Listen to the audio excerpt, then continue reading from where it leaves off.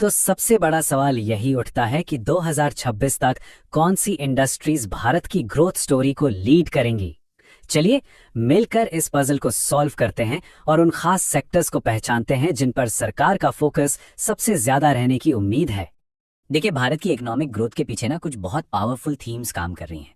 ये थीम्स हैं manufacturing, infrastructure, defence और क्लीन एनर्जी जैसे सेक्टर्स जिन पर पॉलिसी लेवल पर खास ध्यान दिया जा रहा है।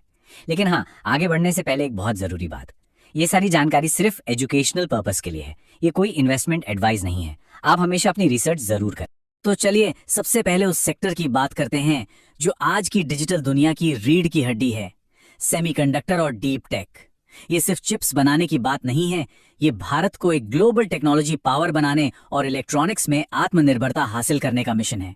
यहाँ असली कहानी यह है कि भारत सिर्फ एक चिप असेंबलर बनकर नहीं रहना चाहता। सरकार का जोर एक पूरा इकोसिस्टम बनाने पर है, मतलब चिप डिजाइन से लेकर मैन्युफैक्चरिंग तक सब कुछ यहीं हो। इसका मतलब ये हुआ कि हम न सिर्फ अपने फोन और कंप्यूटर के लिए चिप्स बनाएंगे, बल्कि आने वाले कल की टेक्नोलॉजी भी यहीं तैयार करेंगे। इस स्पेस में दो बड़े प्लेयर्स हैं जो हमारा ध्यान खींचते हैं। पहली है सीजी पावर, जो सेमीकंडक्टर पैकेजिंग के बहुत जरूरी काम में उतर रही है, मतलब चिप्स को फाइनल प्रोडक्ट में लगाने का प्रोसेस।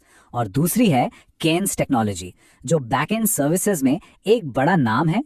ये पक्का करती है कि चिप्स एकदम सही तरीके से काम करें। अच्छा, सेमीकंडक्टर्स तो भविष्य बना रहे हैं, लेकिन उस भविष्य को एक मजबूत नींव भी तो चाहिए, है ना? और यहीं पर हमारा अगला सेक्टर आता है, इंफ्रास्ट्रक्चर और कैपिटल गुड्स।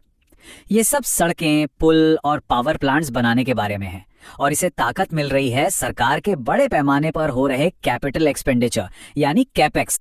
जब सरकार सड़कों, पोर्ट्स और पावर लाइंस जैसी बड़ी बड़ी परियोजनाओं में पैसा लगाती है, तो वो सिर्फ सीमेंट और स्टील नहीं खरीद रही होती, बल्कि वो नौकरियां बना रही हैं, बिजनेस के लिए नए रास्ते खोल रही हैं और पूरी इकोनॉमी के लिए एक मजबूत बेस तैयार कर रही है। अब भारत की इंफ्रास्ट्रक्चर स्टोरी में दो बड़े नाम हैं, दो दिग्गज। एक है लार्सन एंड टुब्रो, जिसे हम L&T के नाम से जानते हैं। ये देश की सबसे बड़ी कंस्ट्रक्शन और इंजीनियरिंग कंपनी है, जो लगभग हर बड़े प्रोजेक्ट में शामिल है। और फिर है पावर फाइनेंस कॉर्पोरेशन, जो इन बड़े बड़े प्रोजेक्ट्स को फंड करने में एक अहम रोल निभाता है, खासकर एनर्जी सेक्टर में। एक मजबूत इकोनॉमी को मजबूत सुरक्षा भी चाहिए होती है, और इसीलिए हमारा अगला फोकस है डिफेंस और स्ट्रेटेजिक मैन्युफैक्चरिंग पर। यह सिर्फ अपनी सीमाओं की रक्षा करने के बारे में नहीं है, बल्कि जरूरी टेक्नोलॉजी में आत्मनिर्भर बनने के बारे में भी है। यहाँ पर जो मेन आइडिया है वो है आत्मनिर्भर भारत का। सरकार का विजन बिल्कुल साफ है, हम अपने टैंक, प्लेन और सबमरीन्स खुद बनाएं, ना कि दूसरे देशों पर निर्भर रहें। इससे ना सिर्फ हमारी सुरक्षा मजबूत होती है, बल्कि हाईटेक मैन्युफैक्चरिंग जॉब्स भी बनती हैं। इस मिशन को लीड कर रही हैं दो कंपनियां। एक है भारत इलेक्ट्रॉनिक्स लिमिटेड यानी BEL, जो एक बड़ी डिफेंस इलेक्ट्रॉनिक्स मैन्युफैक्चरर है और रडार से लेकर कम्युनिकेशन सिस्टम तक सब कुछ बनाती है। और दूसरी है एस्ट्रा माइक्रोवेव प्रोडक्ट्स, जो एक उभरती हुई स्पेशलिस्ट कंपनी है और डिफेंस सिस्टम्स के लिए जरूरी कंपोनेंट्स बनाती है। देखिए, एक मजबूत और सुरक्षित देश के लिए एक सस्टेनेबल भविष्य भी उतना ही जरूरी है। और ये हमें हमारे आखिरी लेकिन शायद सबसे जरूरी सेक्टर पर ले आता है, क्लीन एनर्जी। ये वो जगह है जहां इकोनॉमिक ग्रोथ और पर्यावरण की जिम्मेदारी एक साथ मिलती हैं। क्लीन एनर्जी की तरफ बढ़ना सिर्फ क्लाइमेट चेंज से लड़ना नहीं है, नहीं, ये एनर्जी सिक्योरिटी के बारे में भी है, मतलब बाहर से आने वाले तेल और गैस पर हमारी निर्भरता कम करना।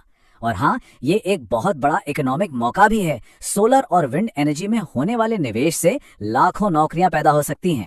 भारत के रिन्यूएबल एनर्जी बूम को दो बड़े प्लेयर्स लीड कर रहे हैं। अडानी ग्रीन एनर्जी देश की सबसे बड़ी सोलर और विंड एनर्जी प्रोड्यूसर है, और टाटा पावर, जो एक पुरानी और भरोसेमंद एनर्जी कंपनी है, वो भी क्लीन एनर्जी में भारी निवेश करके खुद को बदल रही है।